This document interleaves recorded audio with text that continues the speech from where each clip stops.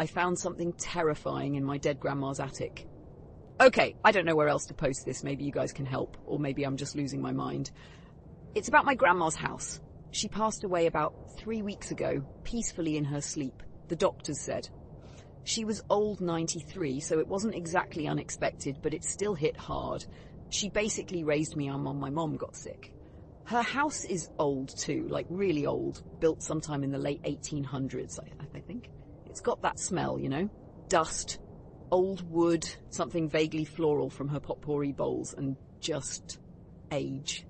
My parents asked me to help clear it out since I live closer than my siblings and, well, I knew her stuff best.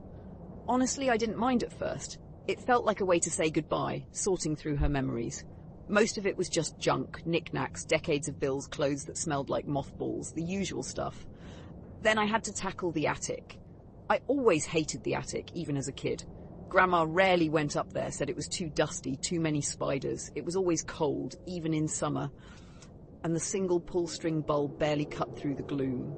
You had to pull down these rickety wooden stairs from the ceiling in the hallway, and they always groaned like they were about to snap. Dust rained down every time, so I pulled the string, the stairs unfolded with a screech, and I climbed up. The air hit me first. Thick, stale, heavy. It coated my throat. The single bulb cast long, dancing shadows from the rafters and the piles of forgotten things draped in white sheets. It looked like a graveyard for furniture. Boxes were stacked everywhere, some bursting open, spilling yellowed papers and fabrics. I spent maybe 2 hours up there, sorting things into keep, donate, trash. Mostly trash. Old broken lamps, mildewed books, a creepy mannequin torso missing an arm. Standard attic junk. I was about to call it a day. My allergies were killing me and the weak light was giving me a headache. But then I saw it.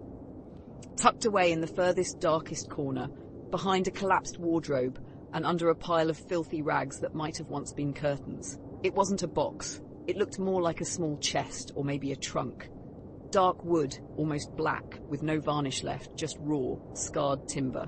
It had tarnished brass fittings along the edges and a heavy-looking latch, but no padlock. It didn't look like any of her other furniture or storage. It felt older. Different. My curiosity got the better of my desire to get out of there. I dragged the wardrobe carcass aside. It practically disintegrated and pulled the chest out. It was heavier than it looked. Dust puffed up as I brushed off the lid. I hesitated for a second.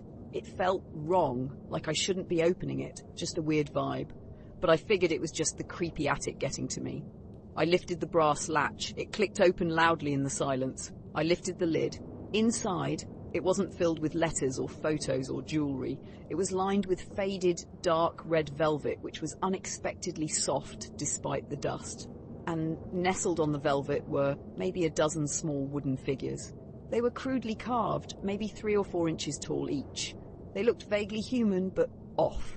Limbs too long or too short, heads tilted at unnatural angles, faces mostly smooth, but with deep gouges for eyes and mouths, twisted into expressions of pain or terror. Or maybe ecstasy? I couldn't tell. They weren't painted, just dark, aged wood, the same as the chest. Holding one, it felt strangely dense and cold to the touch, despite the stuffy attic air. They smelled faintly of smoke and something else, something metallic, like old blood. Underneath the figures was a book, small, bound in brittle, cracking leather that felt like dried skin, no title on the cover or spine. The pages were thin, almost translucent, and filled with cramped handwriting, Grandma's handwriting. I recognized the loopy G's and sharp T's, but it wasn't her grocery lists or knitting patterns. The first few pages seemed normal enough, diary entries from decades ago talking about the weather, gardening, mundane things. But then it changed. The entries became shorter, more erratic. She wrote about dreams, nightmares, feeling watched, hearing whispers in the walls. Then the writing shifted. Mixed in with her script were symbols I didn't recognize. Strange geometric shapes, spirals, things that looked like distorted eyes. She wrote names I'd never heard, things that didn't sound like names at all. She mentioned the figures. She called them her watchers, or sometimes her keepers. She wrote about feeding them. I don't want to type what she said she fed them. It involved blood, sometimes hers, sometimes not. She wrote about something outside, something that wanted in, something the watchers kept away. The last entries were barely legible. just frantic scratches and symbols, and the same phrase repeated over and over. It knows I'm weak now. It waits behind the walls. It waits in the corners. The last dated entry was from almost 20 years ago. I slammed the book shut. My hands were shaking. This wasn't my grandma, not the sweet old woman who baked cookies and read me stories. Who was this person? What were these things? I felt cold, colder than before. The single bulb overhead flickered violently, casting the figures' shadows into a jerky dance on the red velvet lining. I looked back at the figures in the chest. I swear one of them had moved, just slightly. Its head tilted a fraction more towards me.